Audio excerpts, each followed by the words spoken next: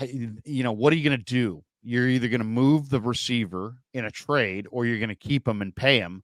Well, that's the price that it's going to take if you want to pay him. And if you're going to trade him, we don't know what the Niners asked for, and we don't know what teams offered. So it's hard to kind of gauge that.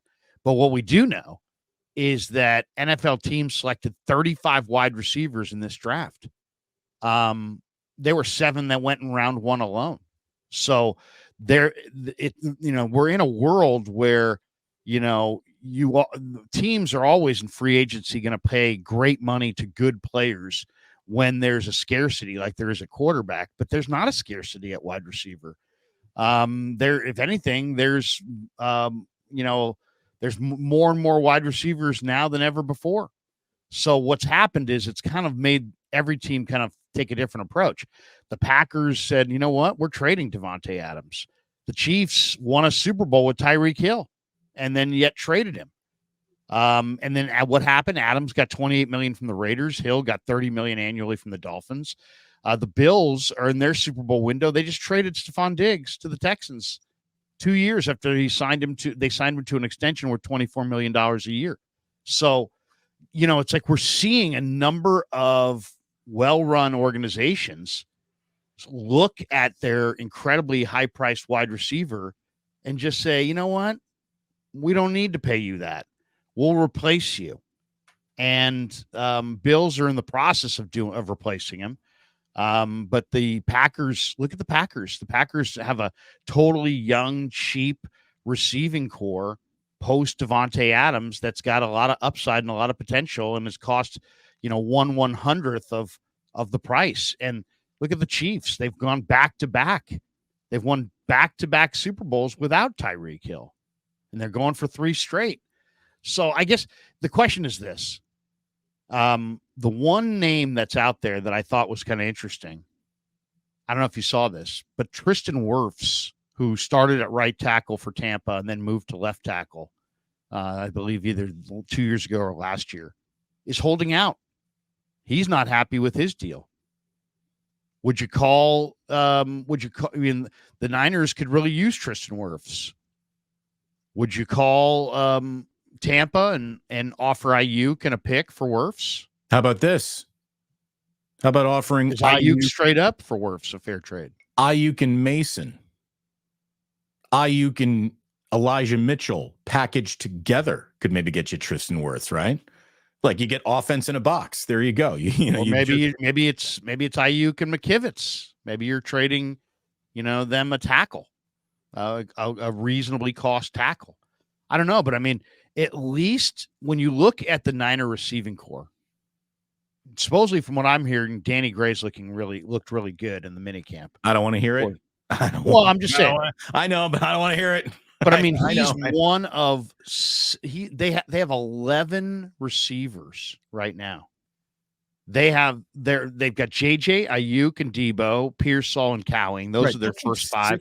But then you've got Danny Gray, Tay Martin, Chris Conley, Ronnie Bell, Trent Taylor, Tariq Owens, Terrell Owens' kid. There's still good receivers out on the free agent market, for crying out loud. If you want to go sign one, there'll probably be some decent ones at the cut down who get cut.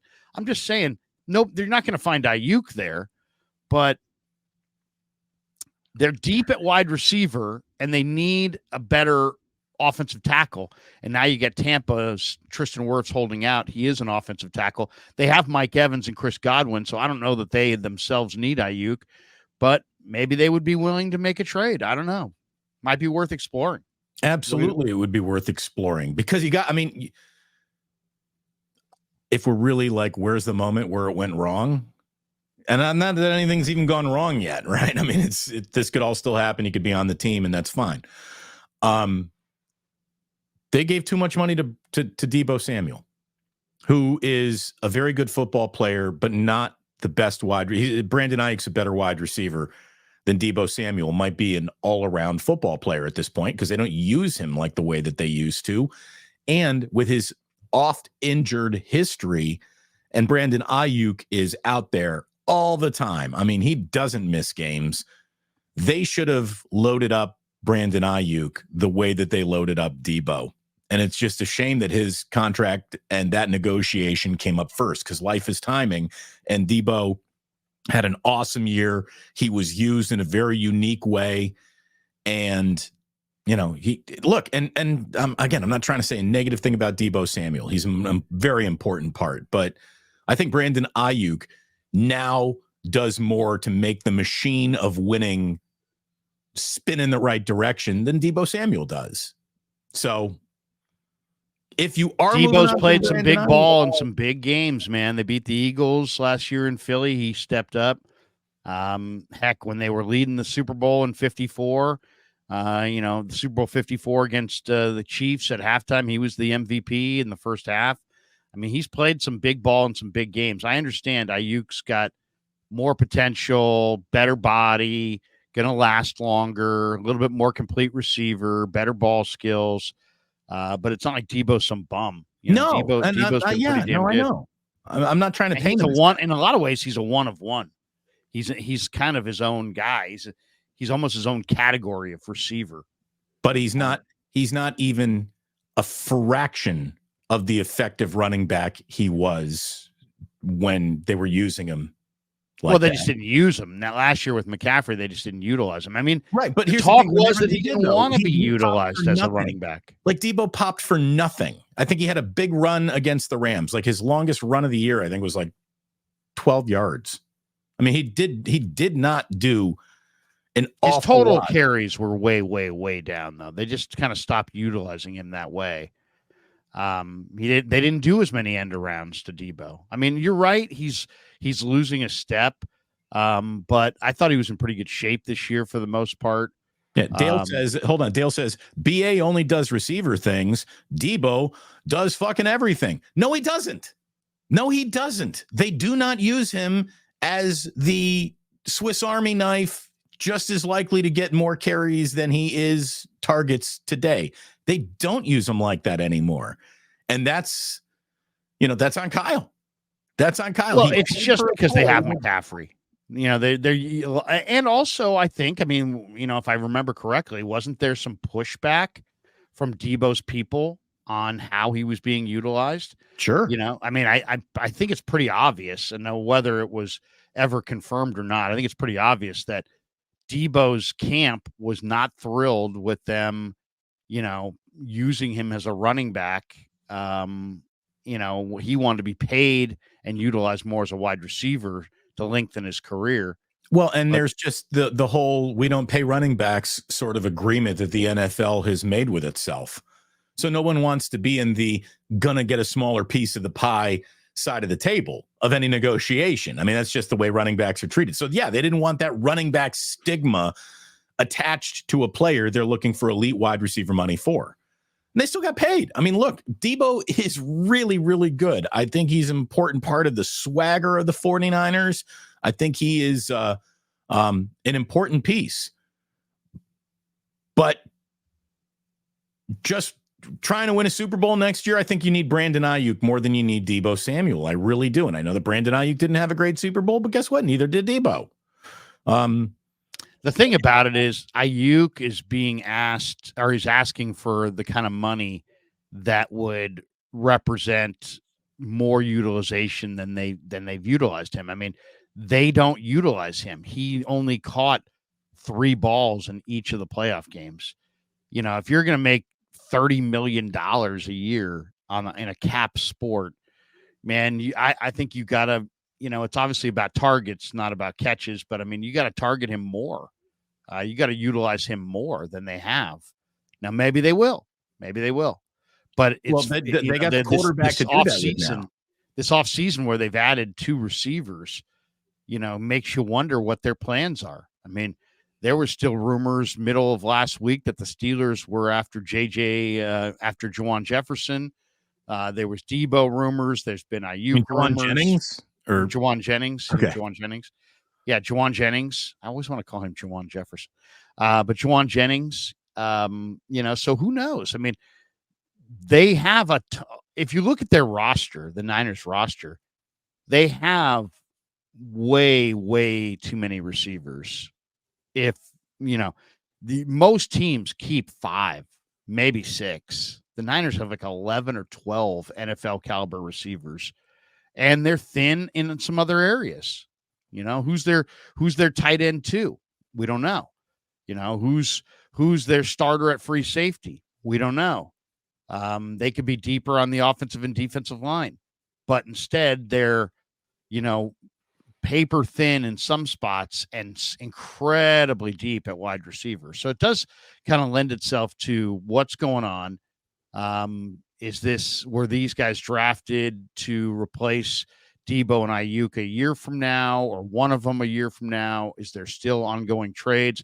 Now, you can make a deal post June 1st and spread the cap hit over 2 seasons instead of 1.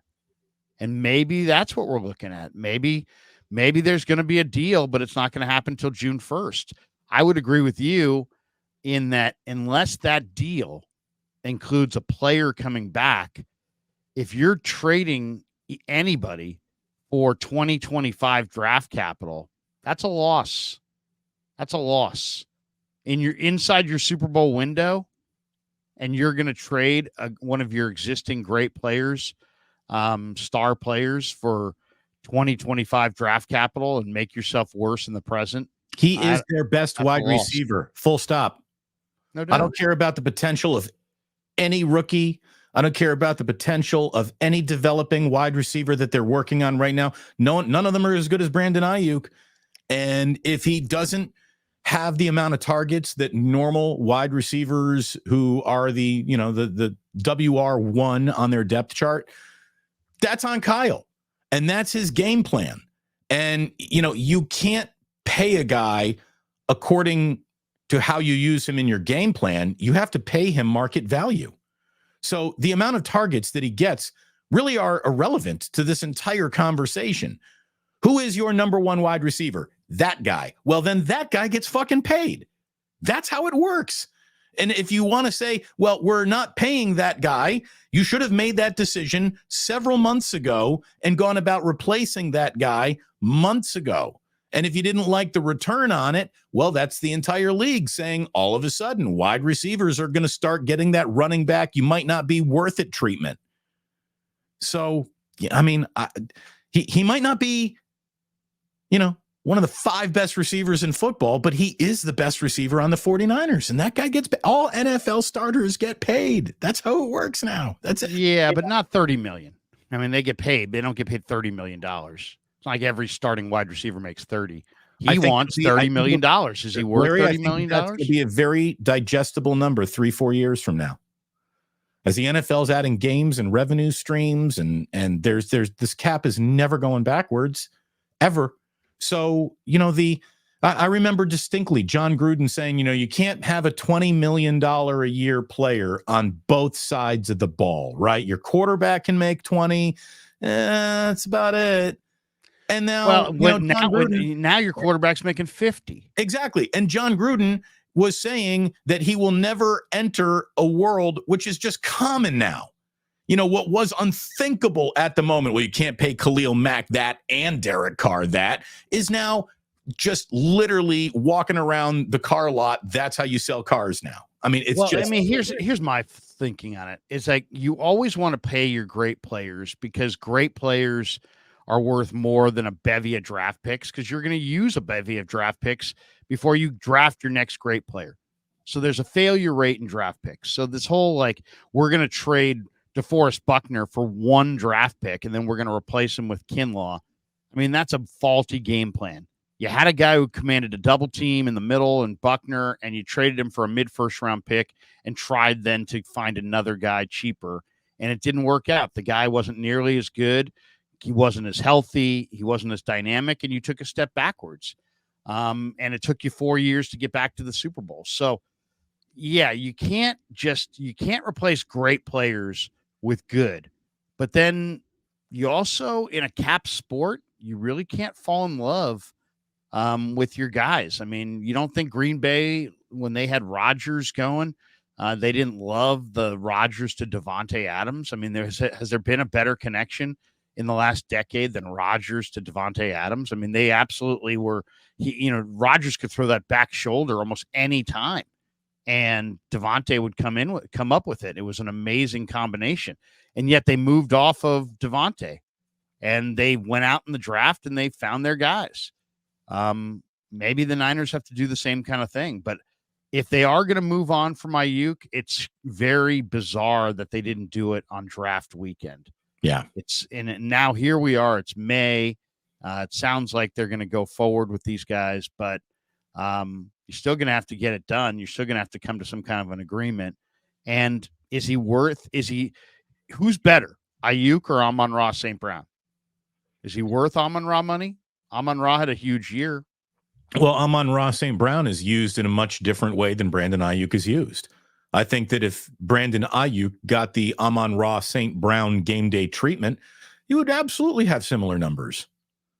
I believe that. I think Brandon Aiyuk is as good as the Niners want him to be. I mean, I really do.